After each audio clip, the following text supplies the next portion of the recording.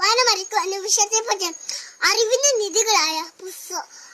നിധികളായ പുസ്തകം സംശയിക്കുന്ന ഗ്രന്ഥശാലയോട് പറഞ്ഞാൽ തീരാത്തയാണ്. കുഞ്ഞുണ്ണി മാഷിന്റെ ഭാഷയിൽ പറഞ്ഞാൽ വായിച്ചാലും വളരും, വായിച്ചില്ലെങ്കിലും വളരും. വായിച്ചു വളയുന്നവൻ വിളയും, വായിക്കാതെ വളയുന്നവൻ വളയും. വളരെ അർത്ഥത്തോടെ നീതി വാക്കണം. ഓരോ വ്യക്തി അത് വളർന്ന് വിളയുന്ന വ്യക്തിത്വ ഭാഗമാക്കണമെന്ന് വായിക്കണമെന്നാണ് കവി പറയുന്നത്.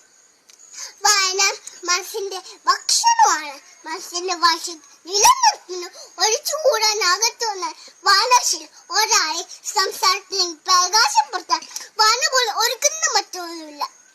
സദാ വെളിച്ചം അജ്ഞാത